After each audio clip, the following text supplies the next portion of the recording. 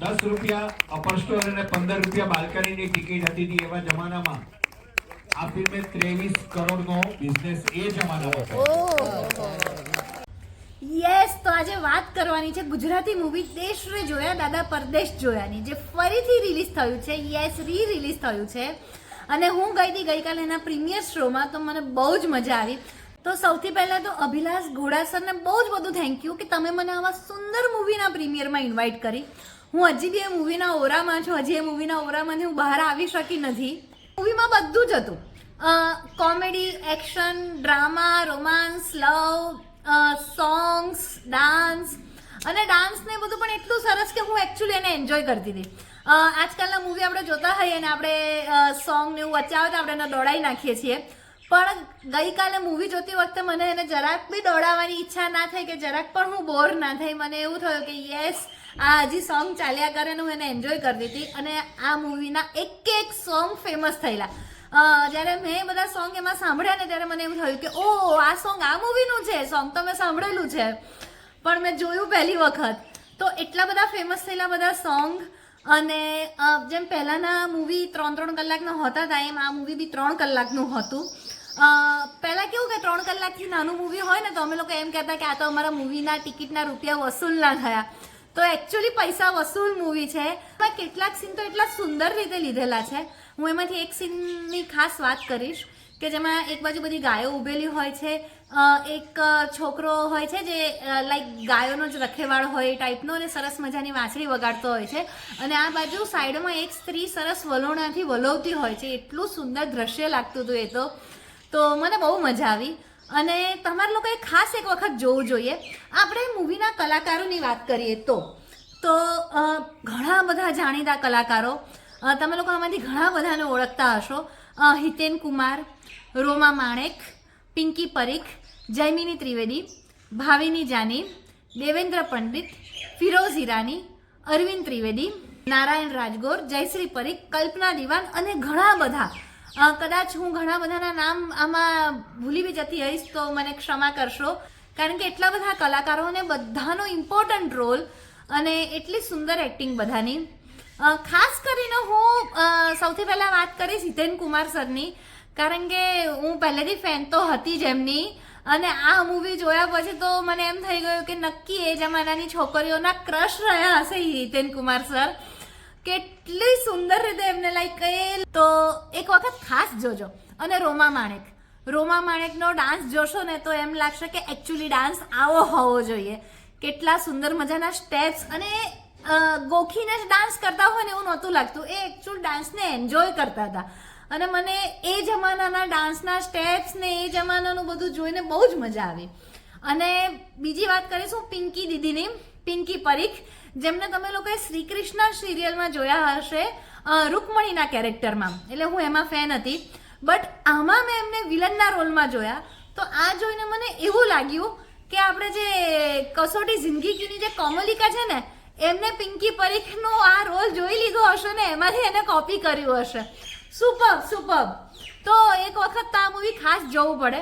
અને જયમિની ત્રિવેદી, જયમિની આંટી, હું એમને આંટી કહીશ કારણ કે મારા મમ્મી પપ્પાની જોડે એમને ઘણું કામ કરેલું છે, તો મારા માટે આંટી છે. તો જયમિની ત્રિવેદી આંટી, મેમ, તમારા બધા માટે જયમિની મેમ, એમનો પણ બહુ જ સુંદર રોલ હતો. એ સિવાય ભાવિની આંટી, ભાવિની જાની મેમ, જયશ્રી આંટી એટલે જયશ્રી પરીખ મેમ, જે પિંકી પરીખના રિયલ મધર છે, એમાં પણ એમના મમ્મીનો જ રોલ કરતા હતા. રમેશ મહેતા સર અને દેવેન્દ્ર પંડિત સર, આ બધાનો અભિનય પણ બહુ સુંદર હતો. અને આ બધા જે આંખોથી એક્ટિંગ કરતા હતા ને, તો એ જમાનાની એક્ટિંગ બી બહુ મજા આવી. તમારે જોવું હોય કે પહેલાના જમાનામાં કેવા મૂવી બનતા હતા અને કેમ ચાલતા હતા અને શું અલગ હતું આજના જમાનાથી, તો ખાસ એ મૂવી જોજો. બીજું, પહેલાના જમાનાના સંસ્કાર, ત્યાંની રીતભાત, એ જોવા માટે પણ ખાસ મૂવી જોજો. અને આ મૂવી જેમને બનાવ્યું હતું ગોવિંદભાઈ પટેલે, તો એમના દીકરાએ આને રિલીઝ કર્યું છે, કારણ કે ગોવિંદભાઈ અત્યારે આપણી વચ્ચે નથી રહ્યા. તો જ્યારે છેલ્લે મૂવી પત્યું અને બધા લોકો ઓડિયન્સ જોડે ઇન્ટરેક્ટ કરવા આવ્યા તો ગોવિંદભાઈને યાદ કરીને બધા લોકો બહુ ભાવુક થઈ ગયા હતા.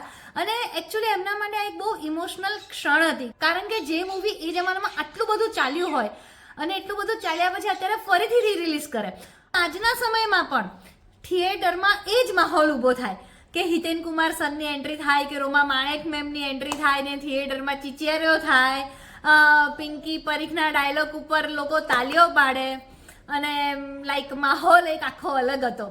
તો મેં કેટલાક કટ્સ લીધા છે. મારા મોબાઈલમાં થોડો મેમરીને સ્પેસનો ઇસ્યુ હતો તો થોડાક નથી લઈ શકી. તો એ બધા કટ્સ હું પાછળ મૂકું છું અને મેં બધાની જોડે જે પિક્સ લીધા છે એ પિક્સ પણ શેર કરું છું. તો તમને એ પણ જોવાની મજા આવશે કે પહેલાં મૂવીમાં એ લોકો કેવા લાગતા હતા, અત્યારે કેવા લાગે છે, અને તમે લોકો એન્જોય કરશો. તો વિડીયો છેક સુધી જોજો અને ખાસ જોવા જજો મૂવી દેશ રે જોયા, દાદા પરદેશ જોયા.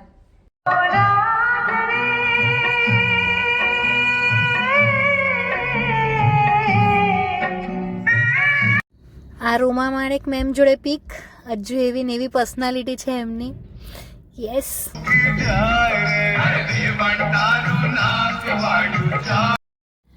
હા હિતેન કુમાર સર. તો હિતેન કુમાર સર અને પિંકી પરીખ મેમને મળીએ એટલે આખા વાઇબ્સ અલગ આવી જાય, આપણને મળીને બહુ જ મજા આવી જાય. તો અહીંયા હું થોડાક મૂવીના પિક્સ બી મૂકું છું અને અમે ત્યાં જ્યારે મળ્યા ત્યારે પડાયેલા પિક્સ પણ મૂકું છું. તો તમને લોકોને આઈડિયા આવશે ને જોવાની બી બહુ મજા આવશે. તમે લોકો મને કમેન્ટમાં ચોક્કસ જણાવજો કે તમે લોકોએ આ મૂવી જોયું છે કે નહીં, અને જો નથી જોયું તો અત્યારે ફરીથી રિલીઝ થઈ છે તો તમે જોવા જવાના કે નહીં. આપ સૌની તાળીઓ સાથે 27 વર્ષ પહેલા જે ફિલ્મે એક ઇતિહાસ સર્જેલો,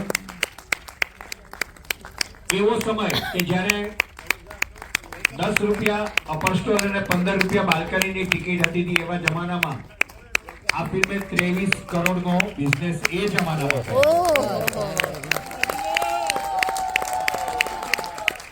અને એ ફિલ્મ આજે હૃદયસ્થ ગોવિંદભાઈ પટેલની યાદમાં 27 વર્ષ પછી ફરી એક વખત ગુજરાતના થિયેટરમાં આવી છે. અને એ વખતે જે તે કલાકારના ચહેરા તમે બધા સ્ક્રીન પર જોયા ને અત્યારે એ જ લોકો, લગભગ તમામ લોકો અહીંયા ઉપસ્થિત છે. હું થોડી વાત કરવા માટે દીપક અંતાણીને માઇક્રોફોન સુપ્રત કરીશ અને પછી આગળનો દોરે ચલાવશે. ગોવિંદભાઈ પટેલને ગુજરાતી ફિલ્મોના પ્રાણવાયુ એમ કહેવાતું. વાત શરૂ થઈ 1981માં. એ જ્યારે ટ્રેનમાં એકવાર મુસાફરી કરતા હતા ત્યારે એક રાવણ હથ્થાથી ગીત ગાતો હતો અને ઢોલા અને મારુની વાર્તા કહેતો હતો. એ વાર્તામાં એમને રસ પડ્યો. એ વાર્તા એમણે એ રાવણ હથ્થાવાળા પાસેથી સાંભળી, જાતે એના સ્ક્રીન પ્લે ડાયલોગ લખ્યા અને ફિલ્મ બનાવી ઢોલા મારું, જેનું દિગ્દર્શન કર્યું મેહુલ કુમારે. ઢોલા મારું ખૂબ સફળ રહી, એટલી સફળ રહી કે 11 અઠવાડિયાનું એડવાન્સ બુકિંગ હાઉસફુલ પહેલેથી થઈ જતું. એ પછી બીજી ફિલ્મ મેહુલ કુમાર સાથે જ બનાવી હિરણને કાંઠે. એ પછી મેહુલ કુમાર બોલિવૂડમાં ગયા એટલે એમના આસિસ્ટન્ટ અબ્બાસ મસ્તાન સાથે બીજી ફિલ્મો બનાવી. એમ લગભગ 20 કાર ના બદલાવા જોઈએ એટલે આ ફરીથી રિલીઝ કરી છે. Thank you. રિલાયન્સે ગોવિંદભાઈને બુક કરીને પહેલી વાર ગુજરાતી ફિલ્મ બનાવી ઢોલી તારો ઢોલ.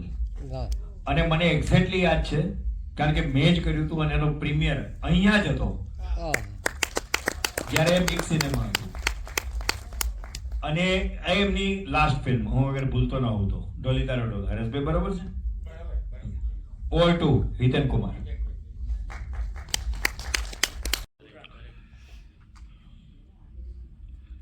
ગોવિંદભાઈ પટેલ એક એવું નામ કે આજે આપણી ઇન્ડસ્ટ્રીને જે તબક્કે જોઈએ છે એનો સૌથી મોટો પ્રાણવાયુ એમણે એ સમયમાં જ્યારે ફિલ્મો નહોતી ચાલતી, ખૂબ તકલીફવાળા સમયમાં સતત ફિલ્મો બનાવીને એક પછી એક દિગ્દર્શકો આપ્યા, સરસ મજાની ફિલ્મો આપી, બદલાયું છે. ક્યાંક ને ક્યાંક આપણે આપણા ઇતિહાસને જાળવી રાખવા માટે, ક્યાંક લોકોને યાદ કરાવવા માટે એ જૂના સંસ્મરણો ફરી પાછા જીવી લેવા જોઈએ. અને હું હિતેન કુમાર તરીકે આજે જે તમારો પ્રેમ પામી રહ્યો છું એ માત્ર અમુક લોકોના સહકાર, સાથ અને ઉત્સાહ આપવાના કારણે હું દરેક સિનિયર્સ, મારા માટે સિનિયર પિંકી પણ હતી કારણ કે મારા કરતા વધારે ફિલ્મો એ લોકોએ પહેલા કરી હતી. જયમિની બેન હોય, ભાવિની બેન હોય, રાજદીપ હોય, રોમા માણેક એ વખતે ખૂબ મોટા સ્ટાર હતા અને હું તો વિલન થવા માટે આવેલો. પહેલી ફિલ્મ વિલન તરીકે કરી હતી અને થેન્ક યુ વેરી મચ રોમા, એ વખતે તમે મને હા પાડી મારી સાથે કામ કરવાની. ગોવિંદભાઈ પટેલનો આભાર માનું છું. હંમેશા કહેતો હતો કે મારા પડદા પરનો બાપ તો એ જ હતો કે જેમણે હિંમત કરીને मैं थैंक्स बोलना चाहती हूँ और सबसे मेरे लिए वो बहुत ज़्यादा खास थे. मेरे गॉड फादर भी थे, मेरे एक दोस्त. સૌનો ખૂબ ખૂબ આભારી. બીજું, ગોવિંદભાઈ પહેલી વખત મારી પાસે ગેલેક્સી પિક્ચરમાં આવ્યા હતા. ગેલેક્સી સિનેમા હું ચલાવતો. મને કે મારે પિક્ચર બનાવવું, પૈસા જોઈ. મેં કીધું પૈસા એમ થોડા મળે, કે ના ગમે એમ કરીને આપો. જે પૈસા આપ્યા અને વાલજીભાઈ અમારા સસરા અને રાજેશભાઈના પિતાજી એની મંજૂરી લઈને આપ્યા અને પહેલું પિક્ચર ઢોળામારું ને ઢોળામારું બનાવ્યું.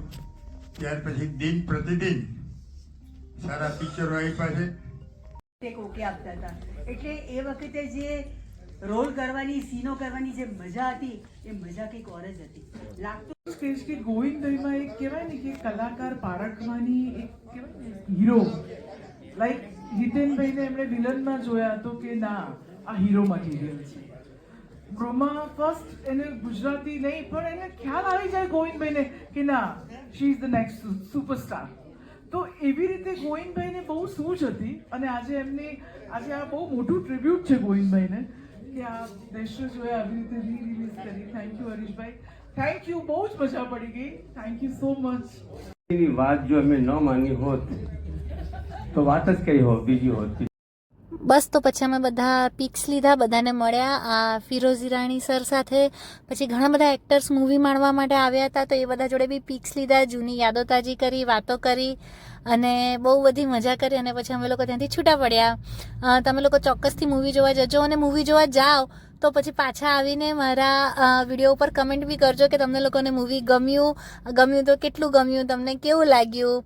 અને બસ આવા જ બધા વિડીયો જોવા માટે મારી ચેનલને લાઈક કરજો, શેર કરજો, સબસ્ક્રાઈબ કરજો. Thank you.